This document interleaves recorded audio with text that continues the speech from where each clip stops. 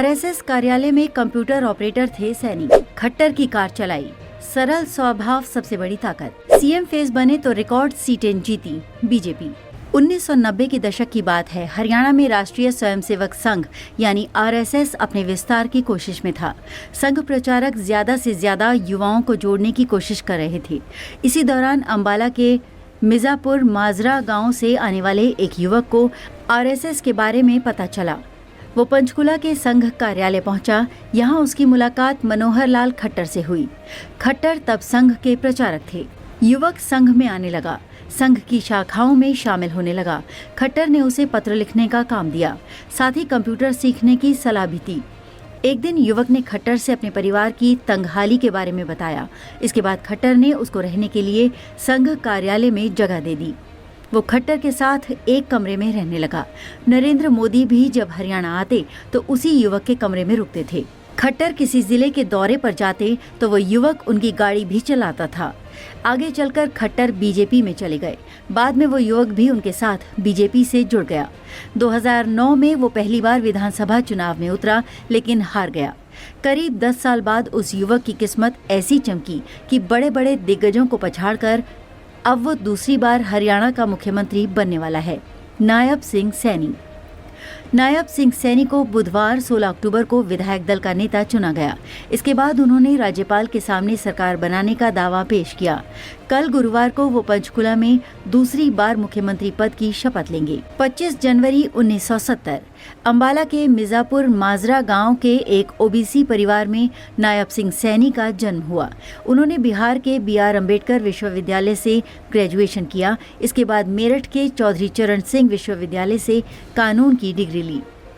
1996 में वो भारतीय जनता पार्टी के सक्रिय सदस्य के तौर पर मनोहर लाल खट्टर के साथ जुड़े। 2002 में सैनी को अंबाला बीजेपी युवा मोर्चा का महासचिव बनाया गया। 3 साल बाद 2005 में वो युवा मोर्चा के अध्यक्ष बने। सैनी संगठन के भीतर अच्छा काम कर रहे थे, लेकिन जनता के बीच उन्हें कम ही लोग जानते थे। उनके राजनीतिक करियर में बड़ा मोड़ अंबाला शुगर मिल के गन्ना आंदोलन के दौरान आया। गन्ना भुगतान के लिए हुए आंदोलन में सैनी ने अहम भूमिका निभाई। पहले चुनाव में 5वें नंबर पर रहे थे सैनी। किसानों के बीच उनकी अच्छी पैठ देखते हुए भाजपा ने उन्हें किसान मोर्चा का प्रदेश महासचिव नियुक्त किया। बाद में वो मोर्चा के अध्यक्ष भी बने। आंदोलन के दौरान उन्हें प्रदेश के बड़े गुज्जर नेता चौधरी लाल सिंह से काफी चुनौतियों का सामना करना पड़ा। 2009 के विधानसभा चुनाव में सैनी को नारायणगढ़ विधानसभा सीट से टिकट मिला। टिकट दिलाने में सैनी के राजनीतिक गुरु मनोहर लाल खट्टर ने अहम भूमिका निभाई थी। उनका सीधा मुकाबला गुज्जर नेता चौधरी लाल सिंह के बेटे राम किशन से था। सैनी बुरी तरह से चुनाव हार गए। वो 5वें स्थान पर रहे। नारायणगढ़ में करारी हार के बाद भी पार्टी ने सैनी पर भरोसा जताया। 2012 में भाजपा ने उन्हें अंबाला का जिला अध्यक्ष बना दिया। सैनी ने युवा मोर्चा के समय में राजनीतिक तिगड़ी बनाई थी। इसमें उनके साथ अंबाला के पूर्व सांसद रतन लाल कटारिया और असीम गोयल शामिल थे। ये तिकड़ी आज भी काम कर रही है। कटारिया के निधन के बाद उनकी पत्नी इसमें शामिल हो गईं। इसी तिकड़ी की मदद से सैनी ने जिले की 3 विधानसभा सीटों नारायणगढ़, अंबाला सिटी और मुलाना में काम करना शुरू कर दिया।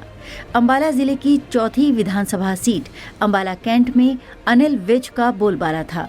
अनिल विज खट्टर सरकार में मंत्री थे। तब सैनी ने नारायणगढ़ में जनता दरबार लगाना शुरू किया। चूंकि अंबाला कैंट के कुछ गांव भी नारायणगढ़ में आते थे, लिहाजा उन गांव के लोग भी सैनी के दरबार में आने लगे। इससे विज को दिक्कत होने लगी। यहीं से विज की सैनी से राजनीतिक लड़ाई शुरू हो गई।